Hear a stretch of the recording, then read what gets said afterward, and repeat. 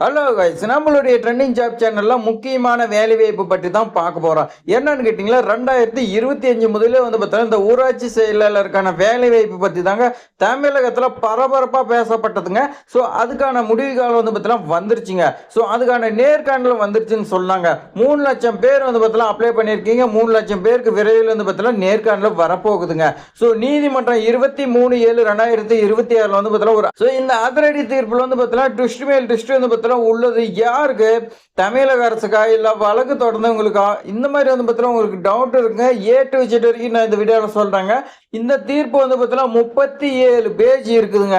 அந்த 37 பேஜ் பார்த்தீங்கன்னா நம்ம ஒன் பை ஒன்னா பார்க்க முடியாதுங்க. ஸோ இந்த தீர்ப்பு பார்த்தீங்கன்னா நான் சுருக்கமா பார்த்தீங்கன்னா எடுத்து வச்சிருக்கேங்க. அதை மட்டும் உங்களுக்கு சொல்றேங்க. ஸோ உங்களுக்கு ஃபுல் டீடைல்ஸ் வேணும்னா கேஸ் நம்பர் போட்டு நீங்க ஆன்லைன்ல ஃபுல்லா பார்த்தீங்கன்னா 37 பேஜ் பார்த்தீங்கன்னா படிச்சு பார்த்துக்கலாங்க.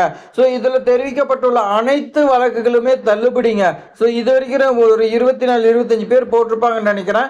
ஸோ ஃபர்ஸ்ட் சதீஷ்குமார் போட்டாங்க, மறுபடியும் நிறைய பேர் பார்த்தீங்கன்னா போட்டிருந்தாங்க இப்போ 2026ல. ஸோ எல்லா வழக்குக்குமே தள்ளுபடி செஞ்சு அதிரடி தீர்ப்பு, அதாவது ஃபைனல் தீர்ப்புன்னு நம்ம சொல்லுவோம், அதை பார்த்தீங்கன்னா கொடுத்துட்டாங்க. ஸோ தீர்ப்பு பார்த்தீங்கன்னா கோர்ட்டு கொடுத்ததுனால உங்களுக்கு விரைவில் நேர்காணல் வரப்போகுதுங்க. ஸோ அதை பற்றின தகவல் நம்ம இப்போ விரிவாக பார்க்கலாம் வாங்க. ஸோ மதுரை நீதிமன்றம் 37 பேஜுக்கான தீர்ப்பு பார்த்தீங்கன்னா கொடுத்துருக்காங்க. ஸோ உங்களுக்காக கஷ்டப்பட்டு 37 பேஜும் படிச்சு பார்த்து தீர்ப்பு பார்த்தீங்கன்னா சுருக்கமா நம்மளுடைய சப்ஸ்கிரைபருக்கு எப்படி புரிஞ்சுக்காங்க அப்படிங்கிற மாதிரி பார்த்தீங்கன்னா நம்ம எடுத்து சொல்லியிருக்குங்க. ஸோ அதுக்காக ஒரே ஒரு லைக் பண்ணி நீங்க பார்த்தீங்கன்னா சப்போர்ட். ஸோ இப்போ வாங்க நம்ம விரிவா பார்க்கலாம். ஸோ தீர்ப்போட சுருக்கம் பாருங்க. தமிழ்நாடு ஊராட்சி செயலாளர், அதாவது பஞ்சாயத்து செக்ரட்டரி நம்ம பார்த்தீங்கன்னா சொல்லுவோம், நியமனத்திற்கான 2023 விதிகள் மற்றும் ஜிஓ 198 தேதி 4/9/2025 ஆகியவற்றை எதிர்த்து இந்த வழக்கு தொடரப்பட்டது. சோ நமக்கு எல்லாமே தெரிஞ்சது, இந்த சதீஷ்குமார் 2006 படி பார்த்தீங்கன்னா பஞ்சாயத்து செயலாளர் நியமனம் செய்யணும் அப்படின்னு பார்த்தீங்கன்னா கேஸ் போட்டிருந்தாங்க. அதே மாதிரி இந்த 4/9/2025 வந்த ஜிஓ பார்த்தீங்கன்னா மாவட்ட ஆட்சித்தலைவர் நியமிக்க கூடாதுன்னு எதிர்த்து பார்த்தீங்கன்னா கேஸ் போட்டிருந்தாங்க அப்படிங்கறது நாம பார்த்தீங்கன்னா தெரியும். சோ அதுக்காக பார்த்தீங்கன்னா நீதிபதிகள் என்ன சொல்லியிருக்காங்கன்னு பார்க்கலாம். மனுதாரர் ஊராட்சி செயலாளரை மாவட்ட அளவிலான தேர்வுக்குழு மூலம் தேர்வு செய்வது அரசியல் அமைப்பின் ஊராட்சி தன்னாட்சி கொள்கைக்கு எதிரானது என்று வாதிட்டார் அப்படின்னு பார்த்தீங்கன்னா சொல்லியிருக்காங்க. என்னன்னா நம்ம சதீஷ்குமார் அவர் பார்த்தீங்கன்னா என்ன சொல்றாங்கன்னா, மாவட்ட ஆட்சித்தலைவர் அவங்களுடைய தேர்வுக்குழு பார்த்தீங்கன்னா நியமனம் செய்யறது அரசியல் அமைப்பின் தன்னாட்சி, அதாவது ஊராட்சி தன்னாட்சி கொள்கைக்கு எதிரானது அப்படின்னு பார்த்தீங்கன்னா வாதிட்டு இருக்காங்க. சோ அதற்கு பார்த்தீங்கன்னா அரசு தரப்பு என்ன சொல்றாங்கன்னா, இந்த விதிகள் தமிழ்நாடு ஊராட்சி சட்டம் 1994 பிரிவு 102 அடிப்படையில் இயற்றப்பட்டவை என்றும் வெளிப்படையான மற்றும் இடஒதுக்கீடு நடைமுறையுடன் ஆட்கள் தேர்வு செய்வதற்கு சோ இந்த முறை கொண்டு வரப்பட்டது என வாதிட்டார் அப்படின்னு சொல்லியிருக்காங்க.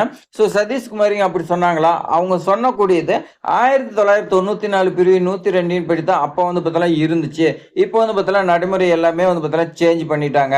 சோ வெளிப்படை தன்மையா மற்றும் இடஒதுக்கீடு நடைமுறையை பார்த்தீங்கன்னா ஆட்கள் சேர்ப்பு செய்வதற்கு முறையா கொண்டு வரப்பட்ட அரசு தரப்பு வழக்கறிஞர் பார்த்தீங்கன்னா நீதிபதி கிட்ட இப்படி சொல்லியிருக்காங்க. அதுக்கு நீதிபதி பார்த்தீங்கன்னா தீர்ப்பு எந்த மாதிரி கொடுத்திருக்காங்கன்னு பாருங்க. உயர்நீதிமன்றத்தின் தீர்ப்பு 2023 சேவை விதிகளின்படி சட்டப்பூர்வமானவை, அதாவது அந்த விதிகளை படித்தான் பார்த்தீங்கன்னா பண்ணக்கூடாது அப்படின்னு சொல்லியிருந்தாங்க. ஆனா நம்மளுடைய உயர்நீதிமன்றம் என்ன சொல்றாங்கன்னா, 2023 விதிகள் படி நீங்க பார்த்தீங்கன்னா ஆட்கள் எடுக்கலாம். ஜிஓ 198 செல்லுபடியாகும். அதாவது 4/9/2025 பார்த்தீங்கன்னா ஒரு ஜிஓ வெளியிட்டிருப்பாங்க. ஸோ அதுபடித்தான் நாம பார்த்தீங்கன்னா எல்லாமே அப்ளை பண்ணியிருப்போம். கடைசி நேரத்தில் தான் இந்த மாதிரி பார்த்தீங்கன்னா ஒரு பிரச்சனை வந்துச்சு. தற்போது 4/9/2025 விதிகள் படி நீங்கள் எடுக்கலாம்னு சொல்லி பார்த்தீங்கன்னா கொடுத்துட்டாங்க. அதே மாதிரி மனுதாரின் அனைத்து கோரிக்கைகளும் நிராகரிக்கப்பட்டன. அதாவது வழக்கு போட்டாங்க பாருங்க, அது அவங்க போட்ட கேஸ் எல்லாமே பார்த்தீங்கன்னா தள்ளுபடி செய்யப்பட்டது. அவங்களுடைய கோரிக்கை எல்லாமே பார்த்தீங்கன்னா நிராகரிக்கப்பட்டது. அடுத்து வழக்குகள் தள்ளுபடி செய்யப்பட்டது அப்படின்னு பார்த்தீங்கன்னா சொல்லிட்டாங்க. ஸோ அவங்க பார்த்தீங்கன்னா 2006 படி பார்த்தீங்கன்னா நடத்த சொன்னாங்க. அந்த கோரிக்கை பார்த்தீங்கன்னா நம்மளுடைய நீதிபதி நிராகரிச்சிட்டாங்க. அதே மாதிரி ஸோ சதீஷ்குமார் மட்டும் இல்லைங்க, ஒரு 20-25 பேர் அவங்களோட பார்த்தீங்கன்னா சேர்ந்து போட்டிருப்பாங்க. 2025-26ல எல்லா வழக்குகளும் தள்ளுபடி செய்யப்பட்டது. ஸோ தள்ளுபடி செய்யப்பட்டுட்டு நீதிபதி பார்த்தீங்கன்னா முக்கிய உத்தரவு பிறப்பிச்சிருக்காங்க. அது என்னன்னா, ஊராட்சி செயலாளர் ஆட்கள் சேர்ப்பு தொடரலாம்.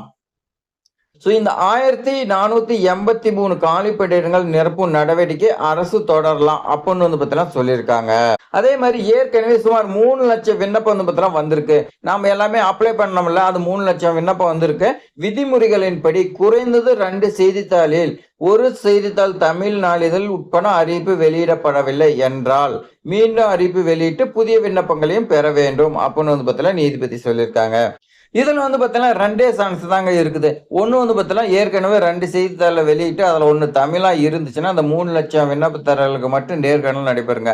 இல்ல நீதிமன்றம் சொன்னபடியே வந்து பார்த்தீங்கன்னா, அப்படி வெளியிடலன்னா மீண்டும் வந்து பார்த்தீங்கன்னா வெளியிட்டு மறுபடியும் வந்து பார்த்தீங்கன்னா விண்ணப்பங்கள் அவங்க வந்து பார்த்தீங்கன்னா வாங்குவாங்க. ஸோ ஏற்கனவே நான் வந்து பார்த்தீங்கன்னா அமௌண்ட்ல ஆன்லைன்ல கட்டிட்டேன் அப்படின்னா, நீங்க அதெல்லாம் வந்து பார்த்தீங்கன்னா ஒண்ணும் பிரச்சனை கிடையாது. உங்களுடைய பணம் எங்கேயுமே போகாதுங்க. ஸோ நீங்க வந்து பார்த்தீங்கன்னா மீண்டும் விண்ணப்பிக்க தேவையில்ல அப்படின்னு தான் வந்து பார்த்தீங்கன்னா அரசு தரப்புல சொல்லுவாங்க. புதுசா யாராவது விண்ணப்பிக்கணும் அவங்க விண்ணப்பிக்கலாம்னு சொல்லியிருப்பாங்க. ஸோ நீதிமன்றம் வந்து பார்த்தீங்கன்னா இந்த மாதிரி ஒரு ட்விஸ்ட் வந்து பார்த்தீங்கன்னா குடுத்துட்டாங்க. இந்த ட்விஸ்ட்ல வந்து பார்த்தீங்கன்னா 2 சான்ஸ் தாங்க இருக்குது. தமிழக அரசு தரப்புல வந்து பார்த்தீங்கன்னா நீதிமன்றம் சொன்னபடி 2 ப்ராசஸ் வந்து பார்த்தீங்கன்னா செய்தித்தாள்ல வெளியிட்டு இருந்தாங்களா, இந்த 3 லட்சம் பேத்துக்கு வந்து பார்த்தீங்கன்னா நேர்காணல் நடைபெறுங்க. அப்படி வெளியிடாத மீண்டும் வந்து பார்த்தீங்கன்னா வெளியிட்டு மறுபடியும் நோட்டிஃபிகேஷன் விட்டாங்களா, புதுசா வந்து பார்த்தீங்கன்னா அப்ளை பண்ணலாங்க. 3 லட்சம் பேர் அப்ளை பண்ணியிருக்கிறதா சொன்னாங்கல்ல, அவங்க வந்து பார்த்தீங்கன்னா மீண்டும் அப்ளை பண்ண தேவையில்ல. ஸோ அது நோட்டிஃபிகேஷன்ல வந்து பார்த்தீங்கன்னா விரிவா குடுப்பாங்க. அப்பதாங்க நம்ம வந்து பார்த்தீங்கன்னா தெரியும். ஸோ முடிவு இந்த தீர்ப்போடைய முடிவு வந்து பார்த்தீங்கன்னா இதுதாங்க. ஊராட்சி செயலாளர் ஆட்கள் சேர்ப்புக்கு எந்த சட்ட தடையும் இல்லை. ஆட்கள் சேர்ப்பு நடைமுறை தொடரலாம். இதுக்கு தாங்க 6 மாசம் வந்து பார்த்தீங்கன்னா இழுத்துருச்சுங்க. இது வந்து பார்த்தீங்கன்னா நமக்கு முன்னாடியே தெரியுங்க. தெரிஞ்சாலும் கோர்ட்டு தீர்ப்புன்னு ஒண்ணு வந்து பார்த்தீங்கன்னா வேணும்ல. அதுக்கு தாங்க இவ்வளவு நாள் ஆயிடுச்சு. ஸோ 4/9/2025 அரசாணைப்படி உங்களுக்கு நேர்காணல் நடைபெறும். அதுல எந்தவித மாற்றமும் இல்ல. கோர்ட்டே வந்து பார்த்தீங்கன்னா தீர்ப்பு குடுத்துட்டாங்க. ஸோ இந்த 20, 24 பேரும் மேல்முறையீடு செஞ்சாலும் மீண்டும் வந்து பார்த்தீங்கன்னா இதே மாரி தாங்க தீர்ப்பு வரும். ஸோ அதனால இந்த 3 லட்சம் பேத்துக்கு விரைவில் வந்து பார்த்தீங்கன்னா நேர்காணல் நடைபெற போகுதுங்க. இதுவரைக்கும் வந்து பார்த்தீங்கன்னா ரொம்ப வந்து பார்த்தீங்கன்னா டிலே ஆயிடுச்சுங்க. அதனால உடனடியா வந்து பார்த்தீங்கன்னா இதுக்கான நேர்காணல் விரைவில் வரப்போகுதுங்க. யாராவது படிச்சுட்டு இருந்தீங்கன்னா உடனடியா படிச்சுட்டே இருங்க. ஏற்கனவே செலக்ட் ஆயிருப்பீங்க பாருங்க. அவங்களாம் ரொம்ப வந்து பார்த்தீங்கன்னா முக்கியமா நீங்க படிங்க. கண்டிப்பா மீண்டும் வந்து பார்த்தீங்கன்னா செலக்ஷன் லிஸ்ட் விடும்போது நீங்க தான் வருவீங்க. இல்ல வந்து பார்த்தீங்கன்னா புதிய விண்ணப்பங்கள் வாங்குறாங்களா என்னங்கிறது தெரியல. ஸோ அதுக்கான அறிவிப்பு வந்து பார்த்தீங்கன்னா விரைவில் வரப்போகுதுங்க. அத வச்சு தான் நம்ம வந்து பார்த்தீங்கன்னா முடிவு பண்ண முடியும். ஸோ இருந்தாலும் நீங்க வந்து பார்த்தீங்கன்னா படிச்சுட்டே இருங்க. நம்மளுடைய ட்ரெண்டிங் ஜாப் சேனல்ல உங்களுக்காக இந்த 37 பேஜ் வந்து பார்த்தீங்கன்னா ரொம்ப வந்து பார்த்தீங்கன்னா ஷார்ட்டா இதுல வந்து பார்த்தீங்கன்னா முக்கியமான பாயிண்ட் மட்டும் நாம வந்து பார்த்தீங்கன்னா எடுத்து சொல்லியிருக்கோங்க. ஸோ உங்களுக்கு வந்து பார்த்தீங்கன்னா 37 பேஜ் வேணும்னா சென்னை உயர்நீதிமன்றத்தோடைய கிளைங்க மதுரை உயர்நீதிமன்றம் உங்களுக்கு தெரியுங்க. அதை நீங்க வந்து பார்த்தீங்கன்னா ஆன்லைன்ல போட்டு நம்மளுடைய சேனல்ல எப்படி எடுக்கிறதுன்னு A to Z வரைக்கும் நம்ம சொல்லியிருக்கோங்க. ஸோ அதுபடியே நீங்க எடுத்து பாருங்க. 37 பேஜும் படிச்சு பாருங்க உங்களுக்கு விரிவா வேணும்னா. ஸோ இது மாதிரி பயனுள்ள தகவல்லாம் தெரிஞ்சுக்க நம்மளுடைய ட்ரெண்டிங் ஜாப் சேனலை சப்ஸ்கிரைப் பண்ணி உங்க ஃப்ரெண்ட்ஸுக்கெல்லாம் ஷேர் பண்ணுங்க. தேங்க்ஸ் ஃபார் வாட்சிங்.